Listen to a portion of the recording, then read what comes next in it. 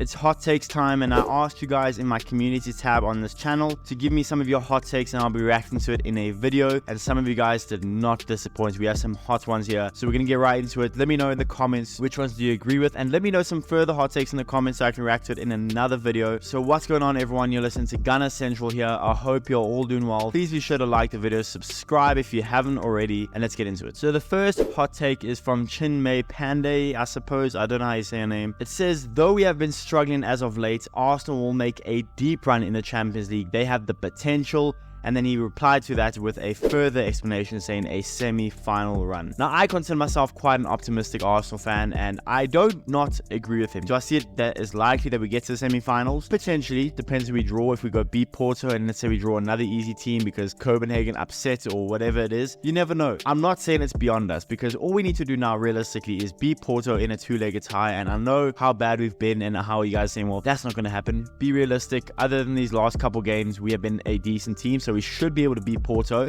And then depending on who we draw, you never know. Now, I'm not saying we are going to make it to the semi-finals, but I think it's realistic. I don't think this hot take is all that unrealistic. And yes, I think even without a clinical striker, we have the potential to get into a semi-final run, as long as we can just finish our chances. But, I mean, that's a whole nother story. But yeah, if we are clinical, I can see us get into the semi-finals. I'm not saying we're going to, but there's a world where I can see it. Next hot take is from Jimmer Riskin, and he says, we will always compete but can't win the league with these players. We need a world-class player to win. All the winning teams, barring Leicester, have had at least one world-class player. Let's be honest, we don't have one. Now, you guys might think this is a hot take, but I genuinely believe that we actually have probably two world-class players in the squad. So I don't agree fully with this hot take.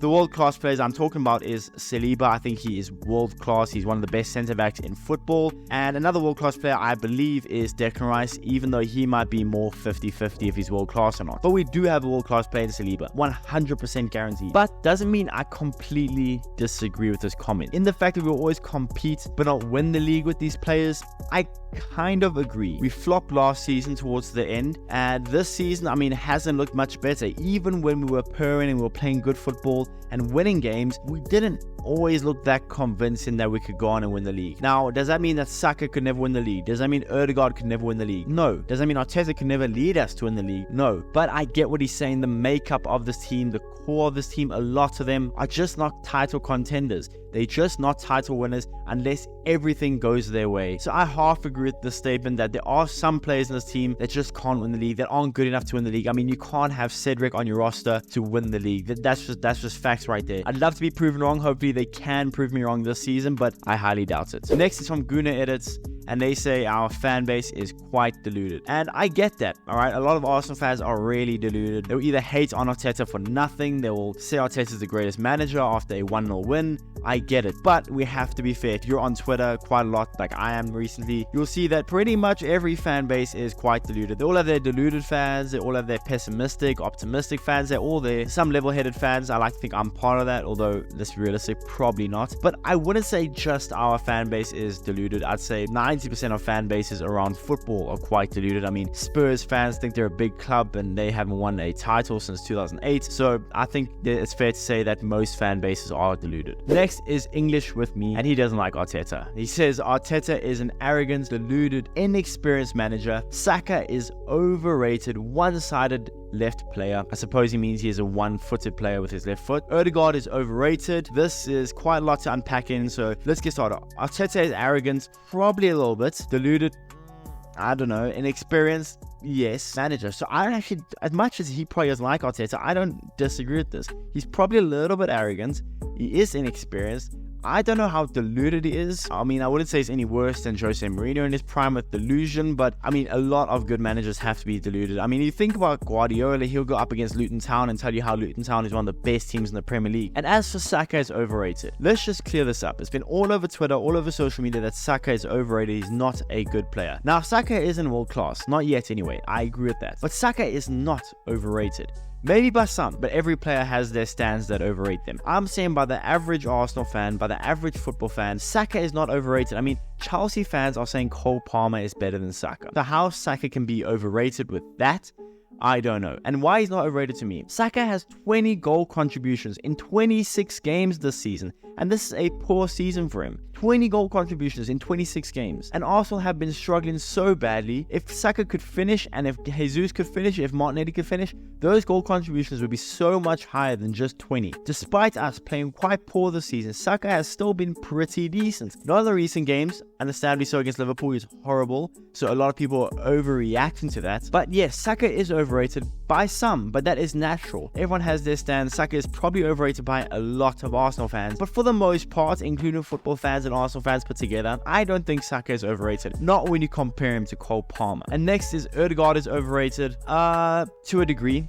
I can get Odegaard a little more than I can get Saka. Listen, I love Odegaard. He's probably one of my favorite players in this Arsenal team, but there is a large part of Arsenal fans that think he is the Messiah, and it's just not true. He's a decent number 10. He's a good enough number 10 to take a team to the title, I believe. And you never know, in 5 years' time, you could put him probably on the level of a prime Ozil or something. But I do think he's a tad bit overrated, more than Saka is. So I can kind of get that more. Do I think he's overrated full stop? No, but I can get what you're saying there. And now for the rest of these hot takes, I'm going to my previous post on my community tabs. Again, guys, if you want to be involved in these videos, just be sure to stay tuned when I post on my community tab. Give me your hot takes or any Arsenal opinions that we can react to them in videos. Next is from Sofa de Gus. I don't know. I'm bad with these names. I apologize, guys. Since most of us seem to think that we can't win the title this season, here's my hot take. We still most definitely have a chance. It's not over yet. I agree. It's not over just yet. I completely agree. I think the fact that we are only 5 points off first place, considering how bad we've been the whole of December, essentially, we're still only 5 points off first, and 5 points sounds like a lot, but that is 2 matchday slip-ups from Liverpool, and we could be sitting at the top of the table. I'm less confident that we're going to win the league than I was maybe in November, but I agree, it's not over yet. The fact that people are saying it's completely over, I disagree. We've seen countless amount of times in the Premier League how quick things can change. Last season was a perfect example for things to change so quick. For the better or for the worse, things can change. So I agree with you. It's not fully over yet, and there is still a chance. Maybe I'm deluded, maybe I'm full of hope, but that's just what I'm thinking. Next, and probably the last thing we'll do for this episode, Per Fulkerson, again, I'm horrible at these names, I apologize, said Emery should have gotten more back in and more time. I disagree. I think I've made a video about this already on my channel. Be sure to check that out if you haven't. But I think Emery wasn't the right man for the circumstance. Emery is a really good manager. He's proven it now at Aston Villa. He was good at Villarreal, but he wasn't great at PSG before joining Arsenal. But anyway, the reason I don't think he was the right man for the job, well, I've said this a lot in the video, so I'm not going to go too into depth, but I think Emery just wasn't surrounded by the right people in his backroom staff. The board was horrible. It just wasn't a great situation. It was toxic. The fans didn't like him. The players could barely understand what the hell he was saying. So I do rate Emery as a manager, but I don't think he was the right manager for the right job. If he comes in now, that's a different story, but I don't think at the time that he came in was the optimal time for him. We saw him struggle at PSG, can't take a locker room by the scruff of the neck with big egos, and at the time we had